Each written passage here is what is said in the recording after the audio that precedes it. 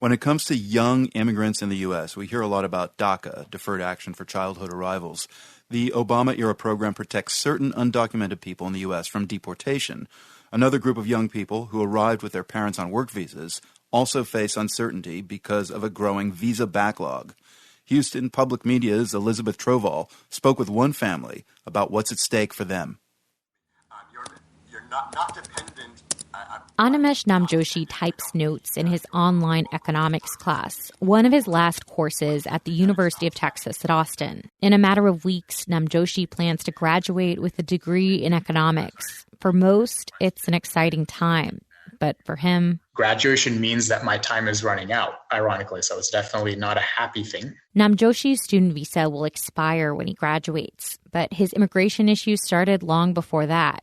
He and his parents left their home country of India when Namjoshi was a toddler and came to the U.S. when Namjoshi was just 10 years old.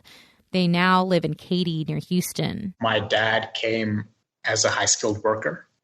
He's an instrumentation engineer in the oil and gas industry, so my family came to Houston with him. With his dad's work visa, the family applied for a green card, which would give them a path to citizenship. But because of the way green cards are distributed with specific country caps, people from India face long backlogs. Here's Namjoshi's dad, Jayanth, who says it will take decades before he'll get his green card. Mine was filed in 2012. With no bill passing, it would take another 30 years for me. Jayanth is still protected by the work visa he came on, but if he quits his job before those 30 years, he'll also be forced to leave. And he says he'll likely leave earlier if nothing happens to speed up the green card backlog. If nothing happens in 5 years, I'm just going to leave the country. Leave it. I'm frustrated, utterly frustrated. But his son, Animesh Namjoshi, may have to leave right away. That's because when he turned 21, he aged out of his dad's work visa protections and green card eligibility. His student visa was the only thing that allowed him to stay. When he graduates, those protections end.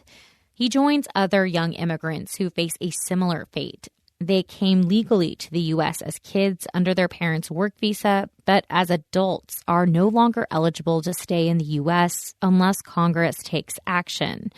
The issue springs from the growing green card backlog for families, many from India, who came to the U.S. for jobs. The U.S. is the country that I've known the longest, and yet I'm in danger of having to leave. Immigration advocates estimate at least 200,000 people are confronting the same problem, aging out of visa protections. Deep Patel founded Improve the Dream, a national advocacy group, and says 4 years ago, this issue wasn't on lawmakers' radar.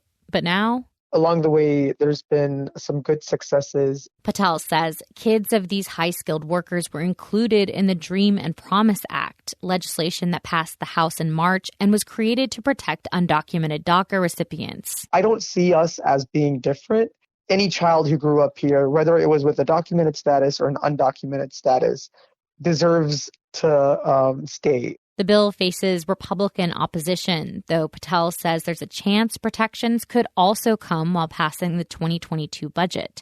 I asked him if he's discouraged looking at how long DACA recipients have fought, still with no permanent solution.